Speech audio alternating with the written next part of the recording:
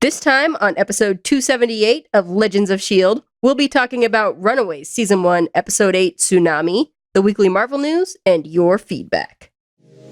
I'm Stephen John Drew from Better Podcasting, a podcast about podcasting, part of the Gonna Geek Network.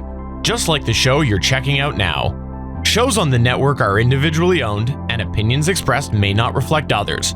Find fantastic geeky shows at GonnaGeekNetwork.com.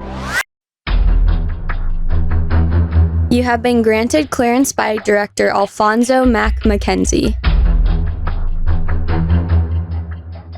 Stand by for a S.H.I.E.L.D. debriefing.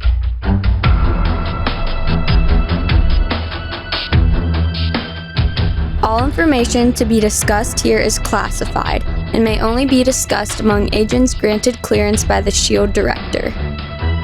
Now it's time for your scheduled debriefing. I'm Director SP. I'm Agent Haley. And I'm Agent Lauren. Welcome to Legends of S.H.I.E.L.D., a Marvel Comic Universe fan show. This show is recorded on Sunday, April 14th, 2019, live from the Legends of S.H.I.E.L.D. studios and broadcast garage-wide via www.geeks.live. Come on and join our live chat as we record. Ladies, happy National Dolphin Day. Dolphins, the people of the sea, and I don't mean that in a complimentary sense. I love dolphins, but they do some heinous things. I do watch a lot of the sailing YouTube channels, and I see them playing around with the sailboats, and every time I'm like, I know they could take that sailboat out. Oh, yeah. There's actually a group of dolphins here in Galveston Bay that engage in a behavior known as flounder flipping. And it's a learned behavior because only the ones on one side of the bay do it. And flounder flipping is exactly what it sounds like. Did they learn that from humans when they were cow tipping? I could not answer that question. I blame Haley. I didn't do it. Hey, cow. Hey Cow is a lovely game that you play from a safe distance away from the cows. They are mildly annoyed by it and not tipped over in the slightest. We'll have to go over the rules of Hey Cow another time. In the meantime, we've got stuff we got to do. Legends of S.H.I.E.L.D. is a fan-based podcast on the ABC television show Marvel's Agents of S.H.I.E.L.D., which is now in the 48th hiatus week following the season 5 finale, but coming up on season 6 soon. The multiple Marvel small screen series, and the Marvel cinematic and comic book universes in general. Because of secrets kept by elephants. If you'd like to talk to us about your elephant secrets, you can find all of our contact information on our website, legendsofshield.com. You can tell us your secrets at our voicemail, 844-THE-BUS-1.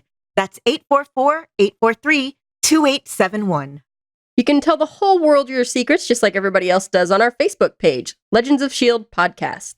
You can find us on Twitter at Legends of S.H.I.E.L.D. And you can watch our video companions at youtube.com/GonnaGeek. You can tell your Amazon device to enable Legends of S.H.I.E.L.D. skill. And you can join our Discord server chat at GonnaGeek.com/Discord. And remember, Legends of S.H.I.E.L.D. is a proud member of the GonnaGeek.com network.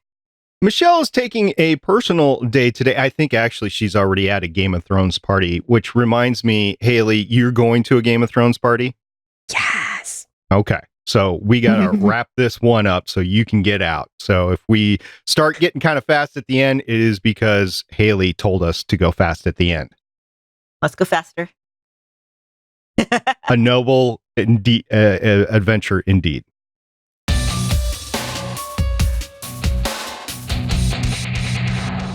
But before Haley leaves, we're going to be talking about Runaways, Season 1, Episode 8, Tsunami. It aired December 26, 2017 on Hulu. I did mention this in the past that Hulu just decided to run right through the holidays. Probably not the best thing to do. And Michelle described, well, they fixed that with Season 2. They just dropped all the episodes at once. But getting back to this episode, Haley, who directed Tsunami? This episode was directed by Millicent Shelton. She has 81 directing credits starting in 1990, but this is her first appearance in a Legends of S.H.I.E.L.D. discussion. She has 1 episode of Parks and Recreation, which is one of my favorite shows ever, Woo! An episode of Castle, 2 of Warehouse 13, 3 of The Flash, 1 of Supergirl, this episode of Runaways, one episode of Jessica Jones, one of Luke Cage to be in an upcoming Legends of S.H.I.E.L.D. discussion, and one of Walking Dead. So she has definitely worked her way up. All amazing series, and there's more to her IMDb credits than that, but those are the main ones that we would care about here on Legends of S.H.I.E.L.D. So I'm looking forward to great things from Millicent coming in the future. Lauren, who wrote this episode? This episode was co-written by a team. First off, we have Rodney Barnes, who has 15 writing credits since 1998, including 9 episodes of My Wife and Kids, 6 episodes of Everybody Hates Chris, a whole bunch of episodes of The Boondocks, actually a bunch of stuff, special material for the 2016 Oscars, 2 episodes of The Runaways, this Runaways, not the movie, The Runaways, and 1 episode of American Gods. We also have Mike Vukadinovich, who has 4 writing credits since 2017, including a story editor for 9 episodes of Runaways and written by for 2 episodes, and the screenplay for Beetlejuice 2. So, bet you didn't know that was coming. And as always, Runaways is based on the Marvel Comics by Brian K. Vaughan and Adrian Alfona. I didn't screw it up this week, Adrian. This week I screwed it up. Well, it was at least the first name. So, Adrian, we're getting it right. Just give us a couple more episodes, and we really appreciate everything that you've done. The title of this episode was Tsunami. I was actually scratching my head over this for a little bit and just kind of went with the general theme of it, but I'm curious as to what you two ladies think of it. Haley, what do you think about the title Tsunami? So we're still dealing with the aftermath of things that have happened in the last couple of episodes, and this is everything kind of hitting the fan in a spectacularly disastrous way. Especially when Jonah shows up, that really got everything hitting the fan. It was also the, I guess, code word for, hey, crap hit the fan. Oh, was that the text?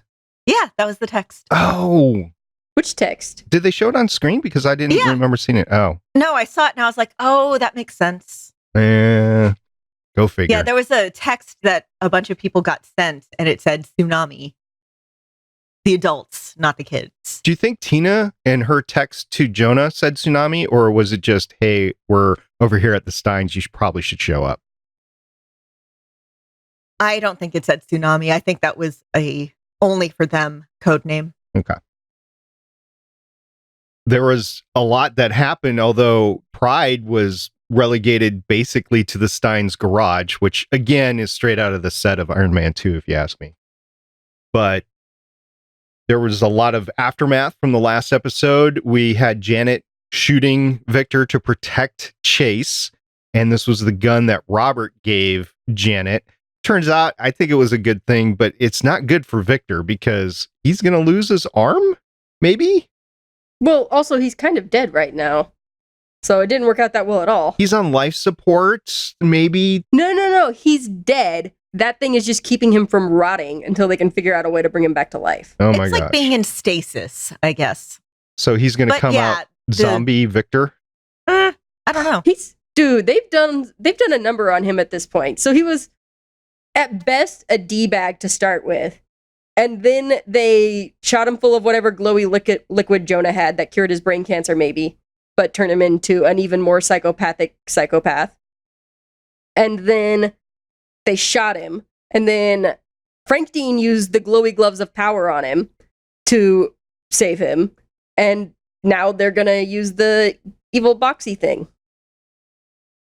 Well, they did try to use the evil boxy thing. What the infighting between the parents of who was going to be the sacrifice, that was actually mildly entertaining to me. That was both really darkly hilarious and probably my favorite part of the episode. Well, I'm not expendable. I'm not. And Janet's like, well, I was a homemaker. Why don't we just use Frank? That's not the worst idea. Poor Frank. Yeah. Do you think Carolina, you guys have seen all of this, I think, but do you think Carolina actually told Frank everything? I don't think so. I think again, she's like, I feel like I have one person I can trust. And then seeing her father with the rest of them, and she's like, okay, I guess not. Yeah. Well, I imagine she said something along the lines of, they're not good people, you can't trust them. I don't know that she went into details. I really don't remember what happens after this. Okay. I have like 2 scenes that I kind of remember, and it's hazy. The other quote from Jonah that I really appreciated is when he was breaking up the possible fight between Wilder and Leslie. And he's like, well, I'm actually one to see a cat fight, and this would be one for the ages, but we need to knock this off. And then they apologize to each other right there. I was like, whoa, Jonah has some swag here. He always plays a bad guy. He really does. I mean, Charmed, Nip Tuck, Fantastic Four. So other than this parent thing of trying to save Victor, which may or may not happen, there's some other minor things going on. And by saying minor, it's not doing them justice. You have Alex reliving exactly what happened with Amy leading up to her death. I want to say disappearance, but it's her death. And they didn't show at the end of the episode who it was that was there at the door that was in the house. But I'm thinking it's Jonah. And it's just speculation. Who knows? We'll find out soon enough next episode. Yeah, we find out how he knows Tina's password. And the answer is he'd been hanging out with Amy and all that stuff with the key logger and Amy freaking out. And okay, first of all, remember that big buff security guy from the party a couple episodes ago? Who is like a closet nerd. Yeah. So we see him again, except this time he's kind of warning Amy, hey, guess what? She's onto you. So I'm guessing the person who shows up to kill Amy is either Jonah or him. Here's why I don't think it's Jonah. I think it's very much implied up to this point that he has been in whatever rotting state for some extended period of time because Carolina has never met him and he has never seen her. I just thought that was intentional. Like Jonah would be revived every year and then he would slowly go into his rotting throughout the year. Oh, that's true, because they revive him and then he does traveling and stuff. Yeah. Yeah. So it could be him. You're right, though. It could be the bodyguard, but I think it would be Jonah. I don't think the bodyguard would be involved in this. Although we have Leslie's church weird guy, too, that could be in on it, too. So I have no idea. Or those 2 ladies. Oh, yeah. Well, the church ladies. Yeah, it doesn't... The silhouette that we see at the end, there's no way to tell. Yeah, all we really see is the shoulder in what looks like a suit.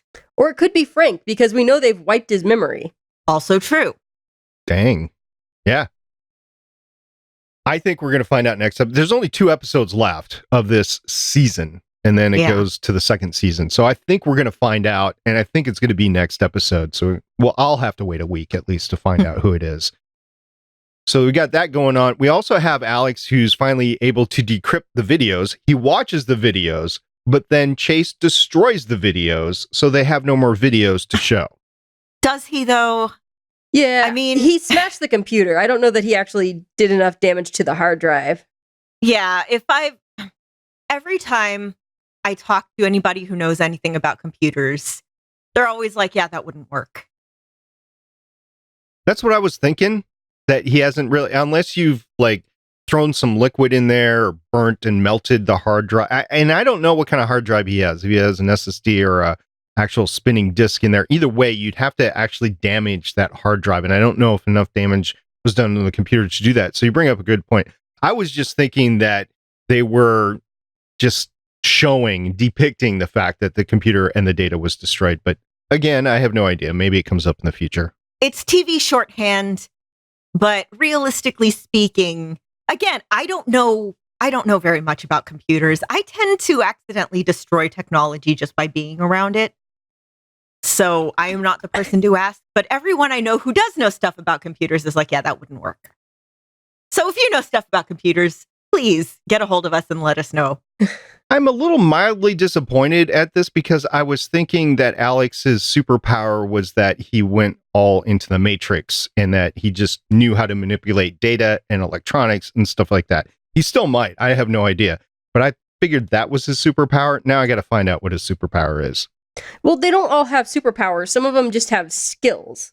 Yep. Like A certain set of skills. Gert doesn't have superpowers. She has the skill, the ability of being able to control that dinosaur. Chase has the fistigons. That's not a superpower. It's technology that he's using. So Alex's ability is that he's really, really, really good at computers and hacking and stuff. Yeah, Alex's ability is he's smart. And he comes up with more than 12% of a plan. A whole 15%, maybe. Which is better than Star-Lord. Yes. Not that that really takes all that much. I did appreciate the flashbacks back to Amy to keep humanizing her and keep her as a character throughout this entire season. And it wasn't just something that was let go earlier on in the series. So I'm glad they built it. I mean, this is a masterful writing job of the series so far. All 8 episodes they built up to it. Haley, I think you were talking about the first time you watched it through at the first, 3 or 4 episodes, you're like, but after that, it really caught on. I'm thinking this is a good build overall, but we're at the point now where I'm like, I wanted to watch the next one and the next one. And the way Hulu on the Prime app works on my Roku, it was automatically going to the next one. I was like, no, stop. I don't want to see who it is. So I had to turn off the TV. If I remember correctly, they don't tell you, but that doesn't necessarily mean anything. Oh, dang it. Oh. I've got to just keep watching for the next season. Unless I don't remember correctly and I just don't remember who it is. How much did you have to drink last night? Just out of curiosity. I haven't actually seen to the end of the season, so. Okay, so you're watching along with me. Yes, I am. Although after this, since we are going to have the whole season of S.H.I.E.L.D. and whatever we end up doing next, I might just end up binging season 2. Mm-hmm. I was thinking all along when I didn't think that Janet was going to go into the box. I didn't think she was going to do the sacrifice. And as soon as Robert said, go see Chase with only 2 minutes left, I'm like, she's going to go hug him and then run away. This is not going to work. So I was like, Robert's just getting her away and then he's going to jump in the box. I didn't think he was going to put on the fistigon, but he did. And then Tina blew up the box or did something with the box. I don't know. The box doesn't exist anymore. Maybe. I don't know if she put it in another dimension or whatever, but it's not there right now. So I don't know what they're going to do to transfer energy into Victor, but apparently Robert and Tina are now made up. Yeah. I mean, staring death in the face will kind of do that to you. Yeah. I admit that I had to look on IMDb and I'm like, okay, who's in this for less than the whole number of episodes? You were doing that. Because I was worrying. Because I know they're playing people who've done terrible things, but I like most of these characters, which is, again, a huge change from the comics when they're all just kind of 2D evil people. Right. I have enjoyed this series. This has been an amazing. I'm glad we decided to do this series. I know some of our listeners wanted us to do Cloak and Dagger. Some of our listeners wanted us to do, I believe it was season 2 of Jessica Jones, was the next one on Netflix. But I'm glad we decided to do this because it's a good ramp up to Endgame and to Agents of S.H.I.E.L.D., if you ask me. And I'm just glad we did it. So you mentioned the dinosaur before and that Gert is controlling the dinosaur. The dinosaur actually has a mind of its own and does stuff that Gert doesn't exactly agree with. Yeah, okay, so she doesn't control it, but it listens to her. I like the dinosaur. I know the dinosaur has a name. It's been spoiled to me, but if you're listening to this and you're watching the episodes and listening to Legends of S.H.I.E.L.D. along the way, we're not going to spoil the name of the dinosaur. I like the dinosaur. I may have last episode. I apologize for that. Yeah. But anyway, yeah, the dinosaur. So Gert goes to see the dinosaur after Molly is taken by the Yorks as to Molly's like second cousin. And she's like, yeah, I don't want to sleep alone. So she's just hanging out with her new dinosaur buddy. And then she brings the dinosaur with her to Chase's place. And Chase wants to pet the dinosaur because it's a dinosaur. Who wouldn't want to pet it? And dinosaur's a little bit touchy about that, so Chase does not get to pet the dinosaur. I did like the fact that Chase tried to call Gert first twice. It looks like twice before he called Carolina.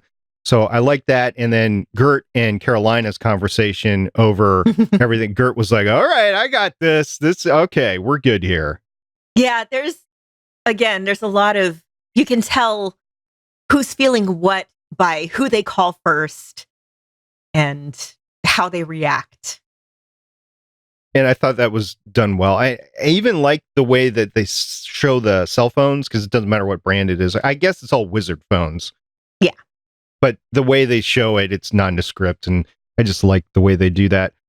Molly, she gets dropped off. Is it her aunt or her cousin? I forgot. It's supposed to be her second cousin or something like that.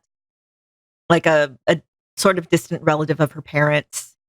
Being from a Mexican-American family, I can tell you that really there is no effective, it doesn't matter really what distance you are, you're cousins. Yeah, I was going to say, it seemed like maybe one of her parents' cousins or something. I could see that.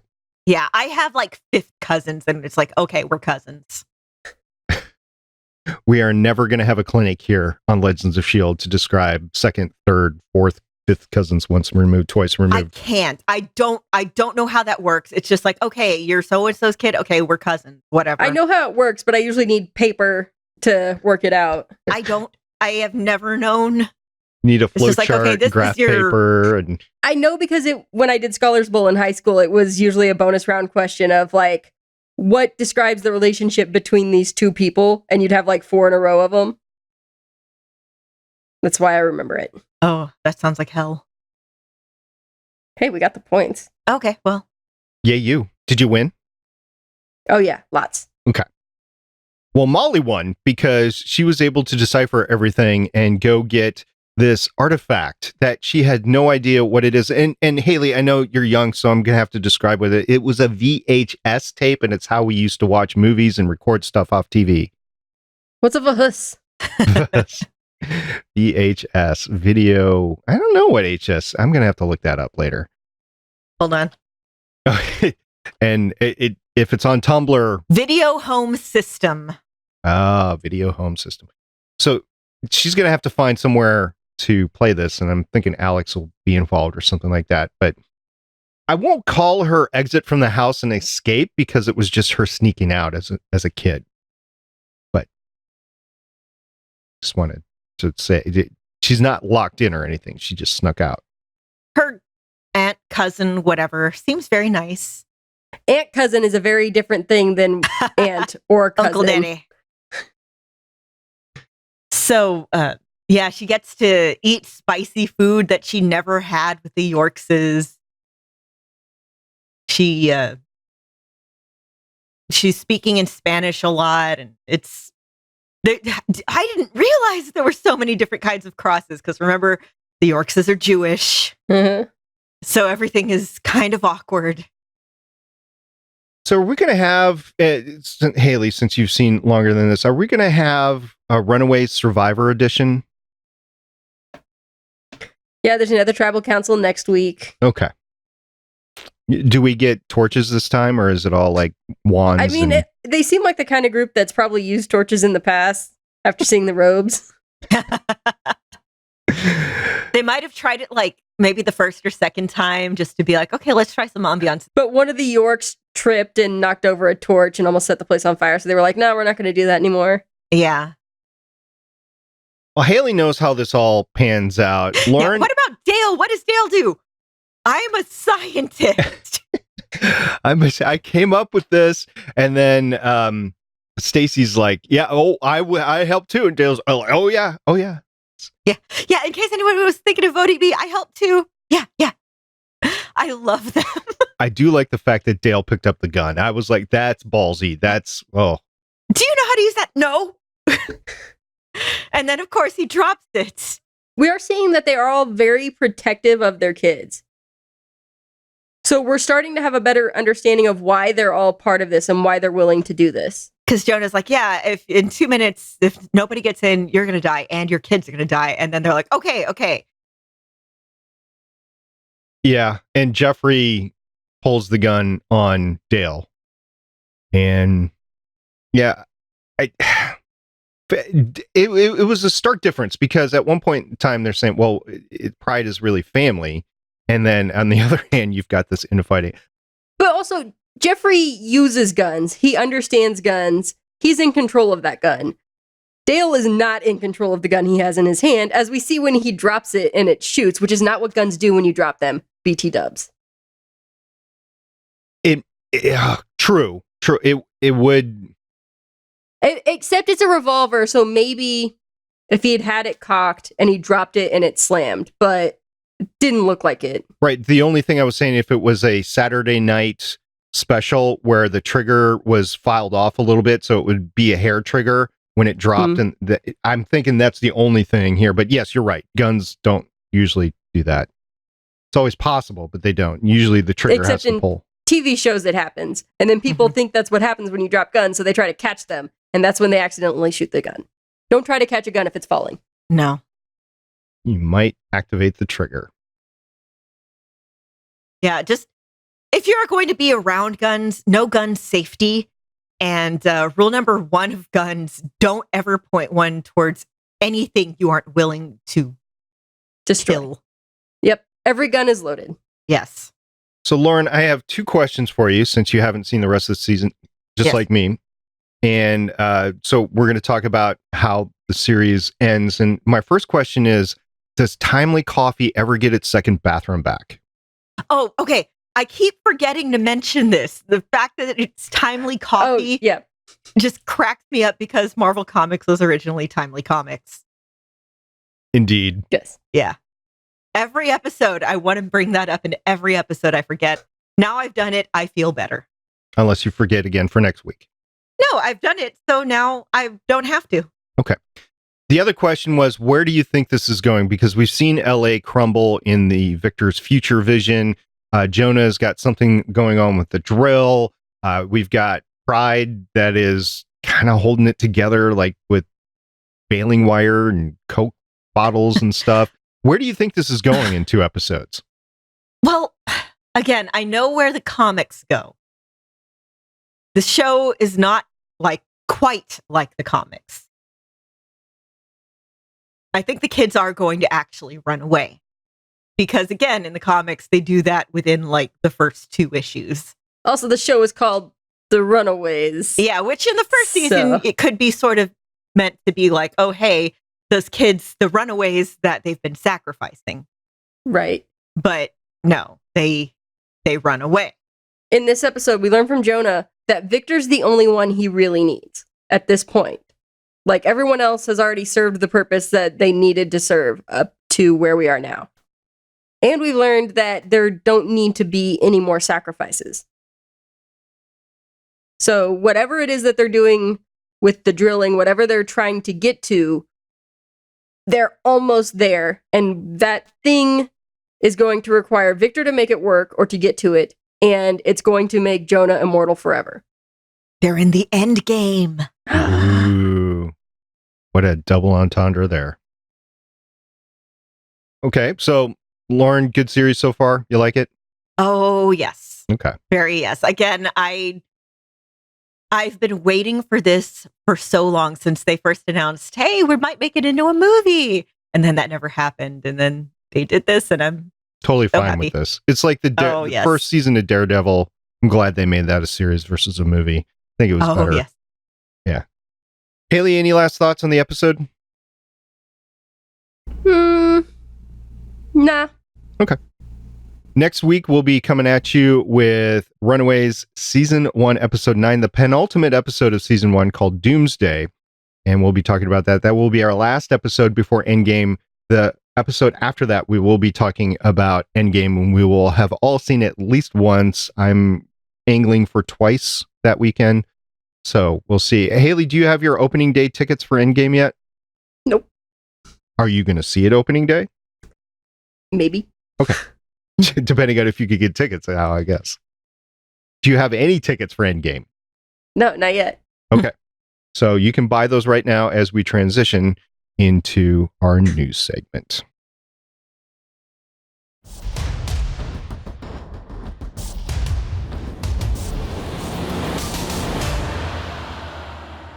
Lauren, you've got some news that's coming at us. Why don't we start talking about the upcoming Disney Plus streaming service?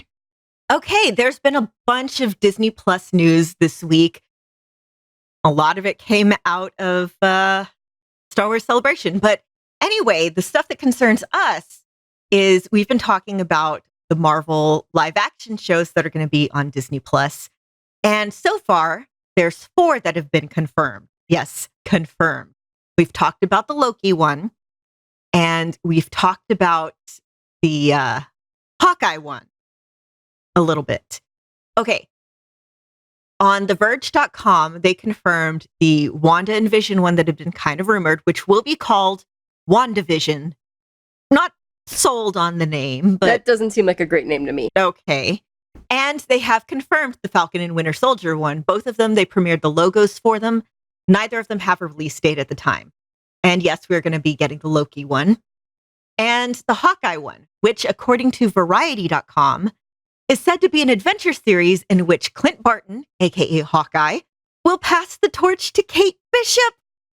Oh. Yes, Kate Bishop is a Marvel Comics character who took up the Hawkeye mantle after Barton. She's also a member of the group known as the Young Avengers. Another member of that group is Cassie Lang, who you might know as Scott Lang's daughter in the Ant-Man movies. So we'll see if maybe we get some Young Avengers goodness in the future. In the meantime, this is exactly what I've been wanting. I've heard some complaints that because we know that this show is coming, it means we know Hawkeye will survive. I say not necessarily. Maybe we see him in flashbacks training her. Yeah, we don't know when this takes place. Yeah. Yeah. I will say that Disney is on top of its game right now. They got both Avengers Endgame coming out in roughly, 10 days now, 9 days or whatever that is. And simultaneously, they're starting to wrap up the Star Wars saga, the Skywalker Star Wars saga, the 9 movies. And they've got a lot going on right now. I was just at Star Wars Celebration Chicago 2019 last couple of days. And there was a lot of talk about Disney Plus, and the consensus of the con was that, oh yeah, for $6.99 a month, or what is it, $66 a year or something like that. Something like that, yeah. So the consensus was good on Disney Plus so far, and I'm really looking forward to that. We will cover Disney Plus more in depth later in the year before it comes out. But aside from Disney Plus and the shows that have been confirmed, we also have some Endgame news and some news surrounding Brie Larson. Okay, there's been some controversy, maybe, online about Brie Larson's look in the Endgame trailer. Mostly why she looks so made up compared to how she looks in Captain Marvel. And we have an answer to why she looks like that. She filmed Avengers Endgame before she filmed Captain Marvel. According to People.com in an interview with the Russo brothers, that was confirmed, and it said that I think she was experimenting with what the character was, and those were the choices that she and her hair and makeup team had made. The Russo brothers went on to explain that every character's look is actually up to the actors themselves. And I really like that, letting the actors kind of have a hand in what they think the character should look like, and just kind of getting a feel for the character through that.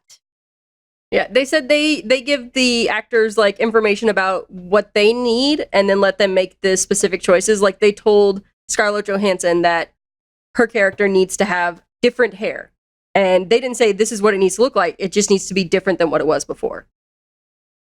They probably have to approve it eventually, but I could see this. I could also see that we know that Endgame was filmed before Captain Marvel because Endgame was filmed with Infinity War. So I can see that Endgame was filmed before Captain Marvel. Yeah, but so while she didn't quite have the feel for the character that she did in Captain Marvel, her understanding wasn't quite the same as it was then. So of course, the feel that she had there would be different than the feel that she has in Captain Marvel. And after the movie comes out, that's what fan fiction for is kind of retconning in place, like why she feels different. But we have a definitive answer for that now. Why she feels different? Are you actually touching her and feeling her? Oh, I wish. Family show. Family show. Okay. Let's move on to the next one. And we have another casting announcement for Black Widow. Yes, we do. We've been talking about the casting announcements for these for the past couple of weeks now, I guess. O.T. Fagbenle has joined Black Widow in a leading role. Who is this, you might ask? Well, if you've watched The Handmaid's Tale, you might recognize him as Luke Bankole, the husband of Elizabeth Moss's Offred and father of her daughter before the Republic of Gilead's formation. And he's also been in things like HBO's Looking, the titular role in BBC's The Interceptor, and the lead of Harlan Coben's The Five, which is now currently streaming on Netflix. And he's an accomplished theater actor. So yeah, he's a good actor. I've seen him in a few of these. I watched I've watched the first season of The Handmaid's Tale. I haven't been able to watch the second, but he's good in it. The first couple episodes will make you violently angry. Yes.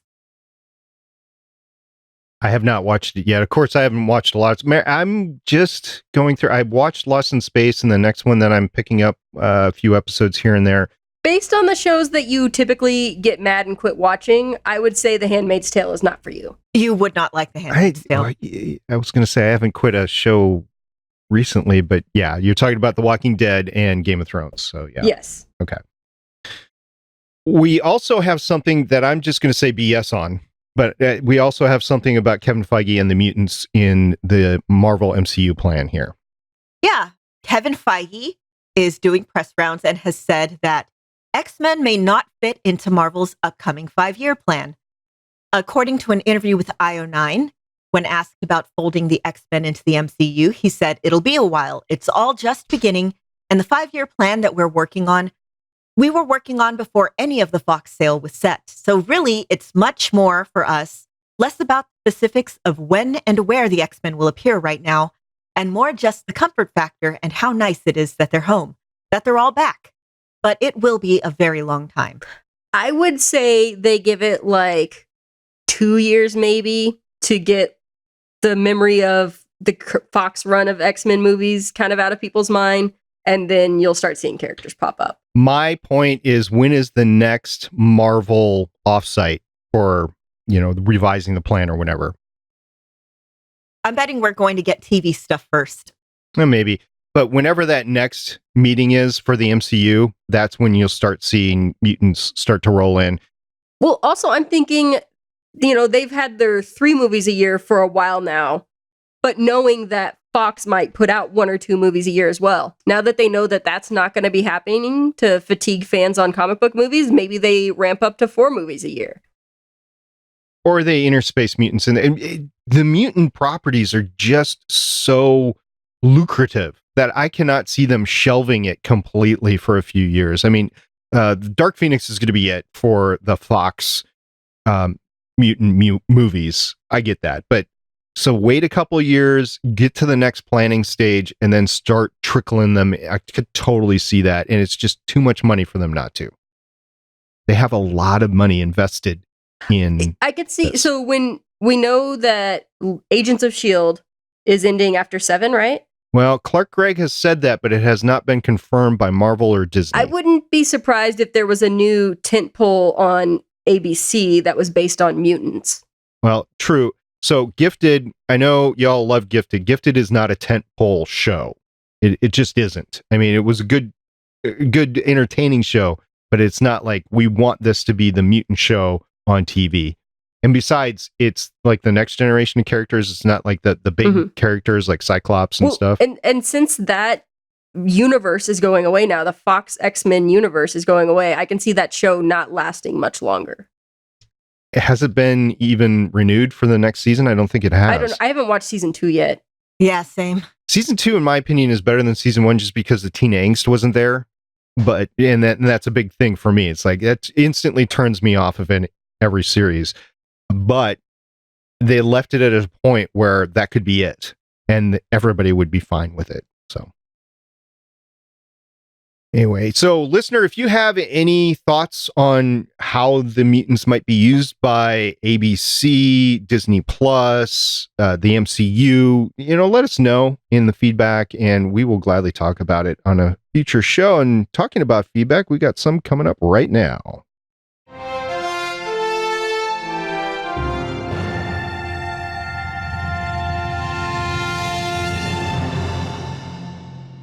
Okay.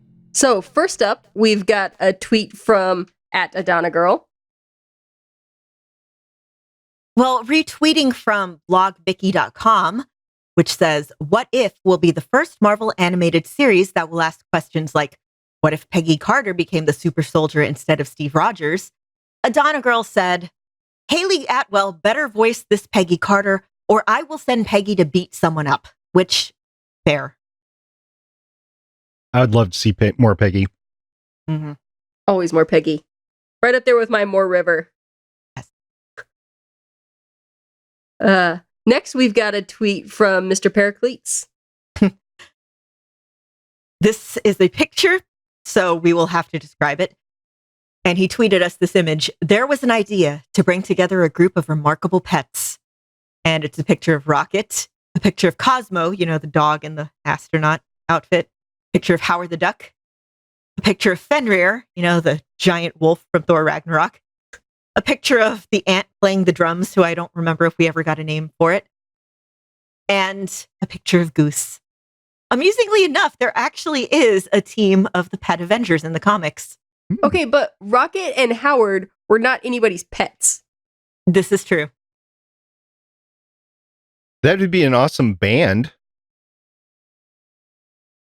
Howard It would be. lead. Well, no, I would say that Rocket would lead because of them all, Bradley Cooper was nominated for Best Song. Well, the ants drumming, Rocket would be the lead singer and lead guitarist, maybe? Okay, yeah. He could be lead guitarist because he also has thumbs. Howard would do bass, right? Yeah. What about the rest? Somebody's got to be on keyboards. Well, obviously, we have Goose for that being a keyboard cat. Okay. What do dogs do really well? They bark. Howl. Oh, yeah. Okay. Vocals. Backup vocals. Cosmo could do backup vocals.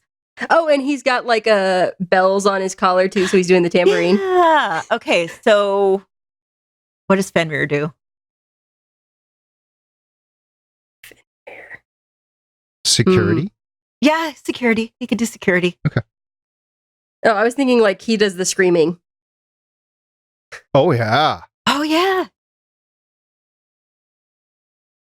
Okay, now I want to hear them perform Shallow. Yeah, I'm not sure I'm up for another Howard the Duck to be performance. fair, one of those voices is already like very similar. Exactly. Okay. Well, that'd be awesome. So Marvel, it'd be great to even put out a comic like that could be turned into an animated series. I'd go for that one. That'd be cool. So in the meantime, Haley's giving me some looks. So we're going to go ahead and we're going to throw the network owner Steven in a box because that's what we decided, in our little Survivor tribal tribute, whatever you want to call it before the podcast. We're going to throw Steven in the box and we're going to get this one right out.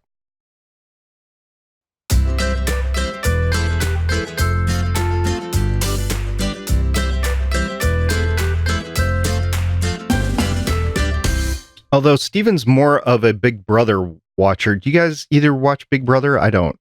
No. So I don't know what they do on Big Brother. It's some sort of vote or whatever. So we did that for Steven, put him in the box. Anyway, thank you everybody for continuing to listen to Legends of S.H.I.E.L.D. That if you're subscribed, thank you for subscribing to the show. Really appreciate that. And we'll talk more about everything as it unfolds this summer, the Star Wars and how it interacts with Marvel stuff on Disney Plus. We're going to talk about Endgame coming up, and we're going to talk about Runaways in Agents of S.H.I.E.L.D. What a great time to be a Marvel screen fan. I want to thank everybody who's tweeted us, who sends us stuff. Seriously, this stuff makes us laugh. We love knowing that you're thinking of us. Thank you guys so much. Thank you to everyone that's listening all through the spring and into the summer in our long hiatus. And we'll keep bringing Marvel-y goodness to you. Indeed. And we are not going to talk about Game of Thrones, but, there's another podcast on the network that does it. It's called Tyrion's Landing. Go check that out. In the meantime, I'm going to say goodbye and see you next week. Bye. Winter is coming. Winter is here. See you next week. Bye. Bye. website. Thank you for listening. If you want to leave us feedback, go to gonnageek.com and you will find all our contact information and other shows. You can also visit legendsofshield.com where you'll find our complete archive of podcasts. The music heard on this podcast is by Kevin MacLeod, found at incompetech.com, and also artists on pond5.com and audiojungle.net. The opinions heard on this podcast are those of the individual hosts and do not represent Stargate Pioneer Productions, Legends of S.H.I.E.L.D, or Gonna Geek. Agents of S.H.I.E.L.D is the property of the Disney Corporation, Marvel Studios, and ABC. No infringement is intended.